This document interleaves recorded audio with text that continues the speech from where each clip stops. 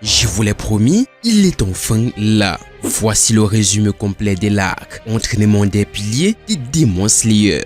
Vous devez le savoir, cet arc compte pour la saison 4 de la série animée. Installez-vous confortablement, prenez des popcorn, accrochez-vous car ça va aller très vite. Avant l'immersion totale, n'oubliez pas de vous abonner et d'activer la petite cloche de notification pour ne pas rater la suite des événements. D'ailleurs, n'hésitez pas à me dire en commentaire quel autre arc aimeriez-vous que je résume plus tard. On est lancé.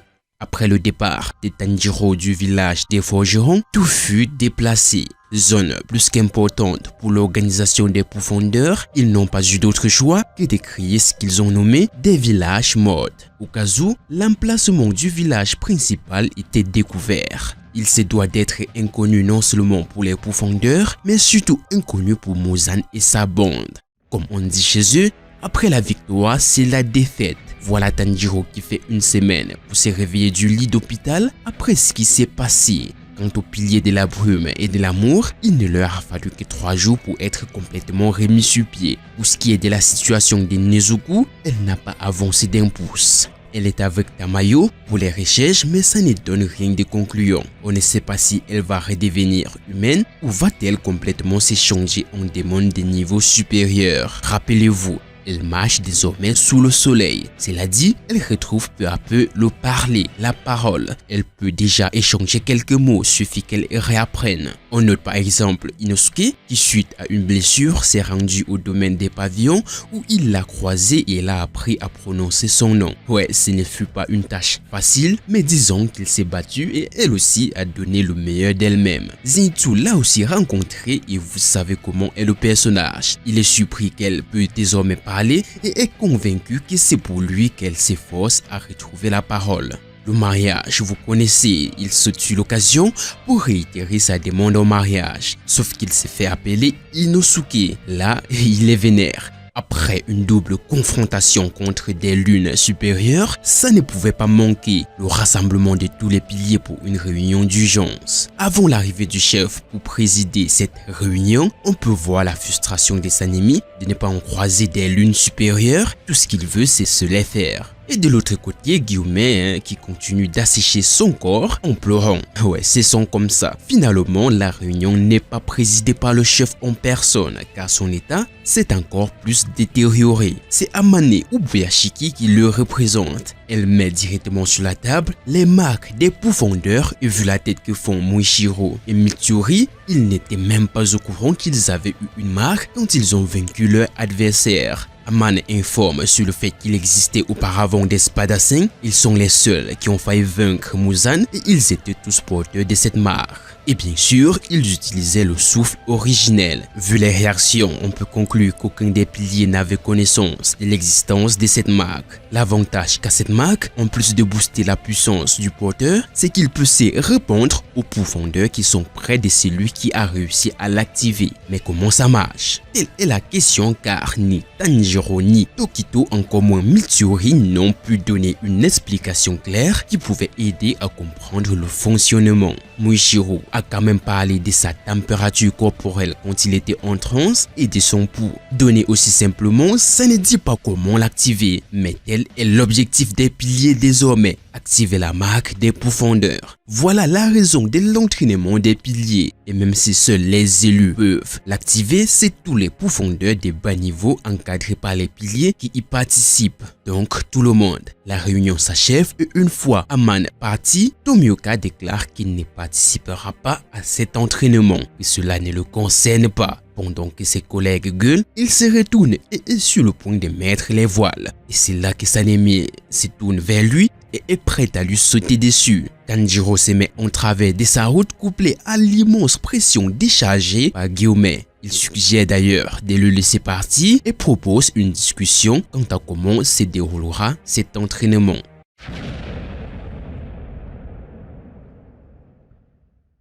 Alors, c'est donc quoi cette histoire d'entraînement? Ce n'est rien de bien méchant, juste quelques petits confondeurs qui se font maltraiter par leur supérieur à en crever. Si au début c'est un peu simple, la suite est quasiment un enfer. Tanjiro est le dernier à se présenter et est le premier à finir les 6 parcours. Oui, parce qu'il y en a que 6. D'ailleurs, on peut remarquer le retour de Tengen qui se charge de l'endurance, Mitsuori de la flexibilité infernale. Oui, croyez-moi, le mot est très bien choisi. Bizarrement, c'est Muichiro qui gère la vitesse. Après ces 3 temples, fini de jouer car c'est le véritable enfer. Pas étonnant que ça se termine très mal pour chaque participant. Si je vous dis entraînement au sable, vous dites sûrement que ça passe crème. Ça pourrait être le cas si l'instructeur n'était pas au Banai. Le pilier du vent, quant à lui, donne la raclée infinie. Et oui, c'est le nom de son entraînement. On finit donc avec le renforcement musculaire qui est peut-être au-dessus de la raclée infinie. Le but de tout ceci étant de débloquer la marque, il n'y a pas de cadeau à faire. Voilà donc Tanjiro sorti tout fraîchement de l'hôpital après y avoir séjourné 2 semaines, commence lui aussi les entraînements. Il se retrouve avant le début effectif avec les humeurs de Tomioka. Il en a énormément beaucoup, mais on passe de suite aux choses sérieuses. Retrouvailles avec Tengen, il en profite pour le féliciter pour sa 2e victoire contre une lune supérieure. L'épreuve d'endurance passée, au bout de 10 jours, Tanjiro est le seul à être autorisé à quitter les lieux pour l'étape suivante. L'entraînement ayant débuté avant son arrivée, il y a déjà des élèves qui ont traversé les étapes qui suivent, sauf la dernière étape. Le suivant, c'est Muichiro et ça se passe en un éclair. Tout le monde est impressionné dans la salle, pas étonnant qu'il le quitte très vite. Muichiro dit qu'il est devenu plus rapide, qu'il aide juste à bondir et relâcher ses muscles pour gagner en endurance. Ils se parlent plus comme 2 amis que comme un chef et son élève. Si vous vous dites que Muichiro il est comme ça avec tout le monde ou qu'il le fait parce qu'il est quasiment son égal en âge, laissez-moi vous dire que non. Il reconnaît tout simplement qu'il est au-dessus du lot depuis l'histoire avec la 4e lune. Il se montre d'ailleurs très strict envers les autres participants.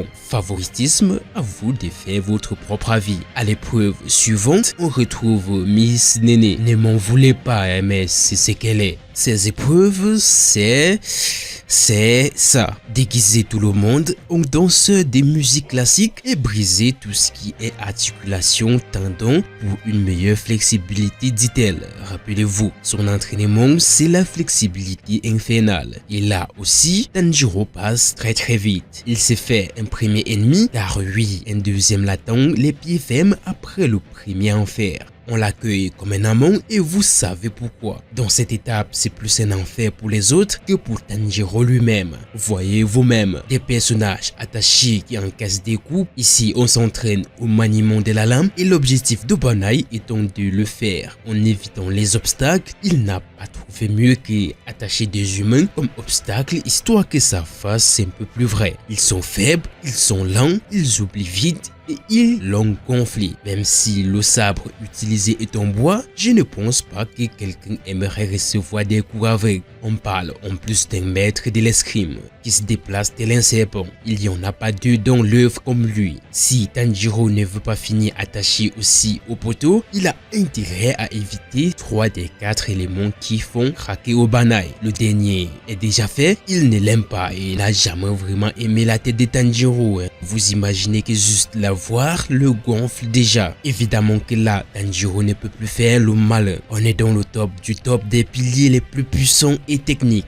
Il en apprend beaucoup de lui et c'est lui une fois de plus qui s'en va, laissant les autres attachés à leur poteau. L'étape qui suit est terrifiante, même le nom de l'entraînement fait peur. Si lui en charge est une brute, il n'apprécie pas du tout Tanjiro et sa sœur n'arrange pas les choses. En fait, c'est ça seul problème. Il le dit clairement dès l'arrivée qu'il ne l'accepte pas. Imaginez que vous venez de terminer une étape d'entraînement pas facile, en allant à la bastonnade infinie, vous tombez sur votre copain qui veut se tirer de là. Il n'en peut plus. Oui, le grand retour des Zenitsu. Sanemi ne cache pas ce qu'il pense, donc les mots durs et les actions qui vont avec sont d'actualité de manière absolue. Il pose un ultimatum à Zenitsu qui répond de manière très fallait l'oser celle-là. Évidemment, punition s'ensuit directe. On perds pas le temps ici. Vous assistez donc à ça dès votre arrivée et votre instructeur vous dit très clairement qu'il ne vous aime pas. Votre morale peut passer des motivations x100 à 2 voire 0 de suite. Mais pas Tanjiro. Il rétorque d'ailleurs à Sanemi qu'il ne l'accepte pas lui aussi,